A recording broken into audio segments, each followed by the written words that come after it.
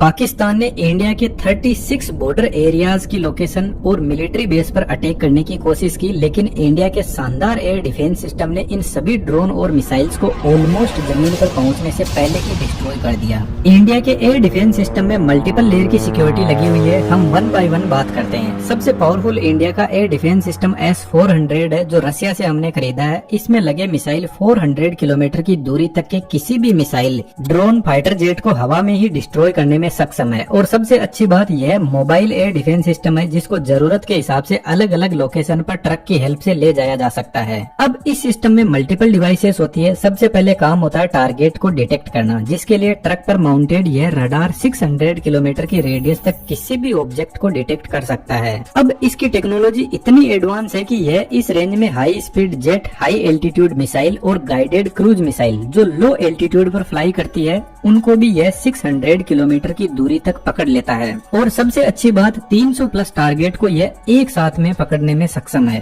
Target मिलने के बाद इंफॉर्मेशन कमांड पोस्ट को सेंड की जाती है। कमांड पोस्ट बेसिकली इस पूरे डिफेंस सिस्टम का ब्रेन होता है। यह देखकर समझता है कि जो टारगेट आ रहा है उसकी साइज कितनी बड़ी है, यदि मल्टीपल टारगेट आ रहे हैं तो सबसे पहले किसको फायर करना है, और सबसे इम्पोर्टेंट टारगेट के हिसाब से कौन से मिसाइल को लॉन्च करना है। जब यह डिसाइड कर लिया जाता है तो अब बारी आती है मिसाइल को लॉन्च करने की। यह काम ट्रक पर माउंटेड यह मिसाइल लॉन्चर करता है। हर लॉन्चर पर 4 ऐसे बड़े ट्यूब लगे रहते हैं जिनके अंदर मिसाइल होती है। तो एक लॉन्चर के पास में 4 मिसाइल होती है, लेकिन पीछे लगे कमांड यूनिट और रडार मल्टीपल ऐसी मिसाइल लॉन्चर को एक साथ में कंट्रोल कर सकते हैं। तो एक जो स्क्वाड्रन होता है उसमें टोटल 8 से 12 लॉन्चर यूनिट होते हैं। तो यदि 8 लॉन्चर यूनिट है तो 32 मिसाइल एक स्क्वाड्रन में होंगे। और इंडिया के पास में टोटल 5 स्क्वाड्रन है, जिसमें 160 missile any time stand by mode पर खड़े हैं, जिसका मतलब है इनको सिर्फ कमांड यूनिट के ऑर्डर का इंतजार रहता है। यह जो लॉन्चर यूनिट होता है यह कोल्ड लॉन्च टेक्नोलॉजी यूज करती है, जिसमें ट्यूब के नीचे एक गैस जनरेटर होता है और इस गैस जनरेटर में एक सॉलिड प्रोपेलेंट फ्यूल को भरा जाता है। तो जब मिसाइल लॉन्च होती है तो इस प्रोपेलेंट के अंदर एक हल्की चिंगारी से आग लगाई जाती है और यह प्रोपेलेंट इस टाइप का होता है कि यह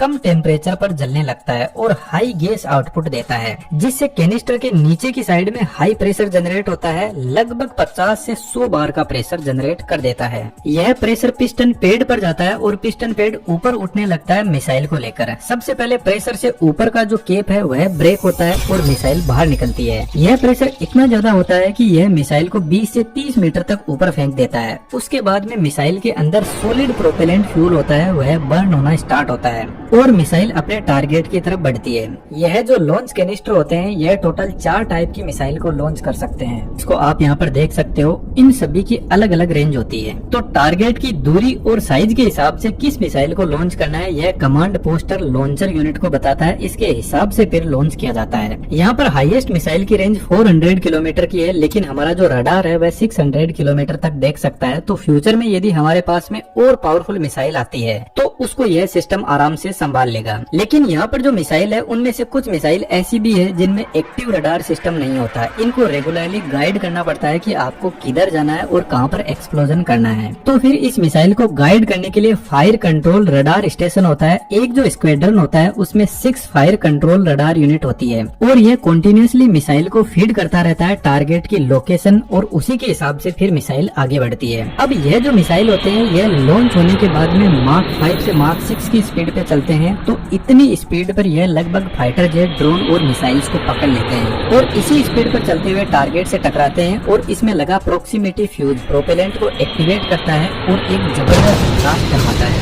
लेकिन यहाँ पर कुछ इम्पोर्टेंट चीज है। यह जो चारों यूनिट मिलकर एक सिस्टम को कंप्लीट करती है, यह चारों अलग अलग जगह पर होते हैं जिनकी लोकेशन जनरली किसी को पता नहीं होती। तो पाकिस्तान के जितने भी मिसाइल्स और ड्रोन आए थे उनको इसी सिस्टम ने हवा में ही डिस्ट्रॉय कर दिया। लेकिन एक बात सोचने की है, यदि मान लो कोई छोटा ड्रोन आ रहा है और उसको यदि हम मिसाइल से उड़ा रहे हैं तो यह कोई समझदारी वाली बात नहीं है, क्योंकि 5 रुपए की चीज पर 100 रुपए खर्च करना थोड़ा अनफेयर लगता है। तो फिर हमारी गवर्नमेंट ने और भी एयर डिफेंस सिस्टम की लेयर्स को इसमें ऐड किया, जिसमें सबसे पहले ऊपर नाम आता है आकाश एयर डिफेंस सिस्टम। और सबसे अच्छी बात यह है कि यह अपना सेल्फ मेड इंडिया का है, जिसको DRDO ने बनाया है और यह सिस्टम 2007 से ही एक्टिव है। यह सिस्टम टोटल 3 मिसाइल्स यूज करता है और तीनों की आप रेंज देख सकते हो, जिसमें मैक्सिमम रेंज 70 किलोमीटर है।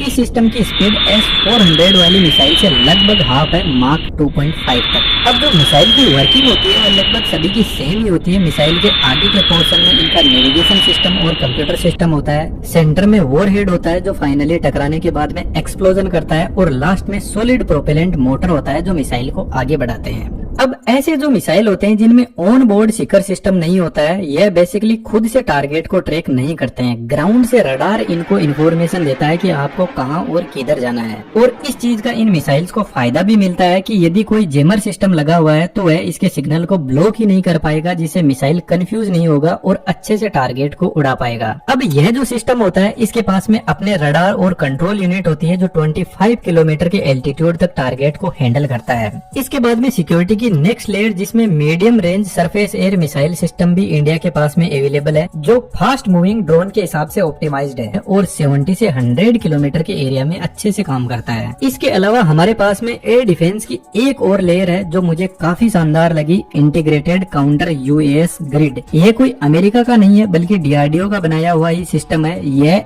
एक सिस्टम नहीं है बल्कि बहुत सारे सेंसर, सर्विलांस, रडार का पूरा नेटवर्क है। इसमें भी मल्टीपल लेयर होती है। इसमें जो रडार होता है वह हाई रेजोल्यूशन रडार होता है जो छोटे छोटे ड्रोन को 10 से 20 किलोमीटर की रेंज में पकड़ने का काम बहुत अच्छे से करता है। रडार के अलावा इलेक्ट्रो ऑप्टिकल और इंफ्रारेड सेंसर इसमें लगे रहते हैं, जिसमें कैमरा भी होता है जो ऑब्जेक्ट की इमेज दिखाता है और इंफ्रारेड सेंसर ऑब्जेक्ट की थर्मल इमेज जनरेट करता है। इसके बाद में इलेक्ट्रॉनिक वॉरफेयर यूनिट जिसमें रेडियो फ्रीक्वेंसी सेंसर इसके कम्युनिकेशन सिग्नल को कंट्रोल करता है। और यह जो सेंसर होता है यह इस तरीके से काम करता है कि यदि रडार किसी ऑब्जेक्ट या ड्रोन को देख भी नहीं पाया तो भी यह उसके कम्युनिकेशन सिग्नल को 5 से 10 किलोमीटर की रेंज में कंट्रोल करने लग जाएगा। और यहाँ पर अवेलेबल रेडियो फ्रीक्वेंसी जैमर इसके सिग्नल को ही ब्लॉक कर देगा, तो या तो ड्रोन कहीं पर लॉस्ट हो जाएगा या कहीं पर जाकर गिर जाएगा। और पाकिस्तान ने जो अभी एयर स्ट्राइक की थी इसमें यह सिस्टम बहुत ही अच्छे से काम कर रहा था। अब मान लो यदि यह सिस्टम ड्रोन के सिग्नल्स को जैम नहीं कर पाया तो इसके साथ में लेजर डायरेक्ट एनर्जी सिस्टम भी एक्टिवेट होता है जो डीआरडीओ ने बनाया है। यह 10 से 20 किलोवाट की पावर को काम में लेता है और ड्रोन के ऊपर हाई पावर लेजर छोड़ता है जिससे वह हवा में ही जल जाता है। लेकिन इसकी रेंज सिर्फ 1 से 2 किलोमीटर है। यदि ड्रोन इससे ज्यादा दूरी पर है तो एंटी ड्रोन गन्स काम में लिए जाते हैं जो बेसिकली एक नेट को हवा में फेंकती है जो ड्रोन को पकड़ के नीचे ले आती है। अब यदि टारगेट इस सिस्टम की रेंज से ही बाहर है तो इसके पास में अपने शॉर्ट रेंज मिसाइल भी होते हैं जो एकदम क्विकली ऑपरेट करते हैं। अब इस सिस्टम को भी कंट्रोल करने के लिए कमांड एंड कंट्रोल यूनिट होती है जो बेसिकली डिसाइड करता है कौन से सिस्टम को ऑपरेट करवाना है। इसके अलावा भी कुछ एयर डिफेंस सिस्टम अपने इंडिया में अवेलेबल है, लेकिन सबसे अच्छी बात यह है कि यह जितने भी सिस्टम अभी मैंने आपको एक्सप्लेन किए हैं यह सभी एक इंटीग्रेटेड एयर डिफेंस सिस्टम से जुड़े रहते हैं, जिससे यह आपस में एक दूसरे को इन्फॉर्मेशन शेयर करते हैं ताकि डिसाइड किया जा सके कि दुश्मन के किस ऑब्जेक्ट को कैसा ट्रीटमेंट देना है। आई होप दैट कि आपको सब कुछ क्लियर हुआ होगा। और भी ऐसी शानदार इन्फॉर्मेशन के लिए आप हमारे साथ में जुड़ सकते हो।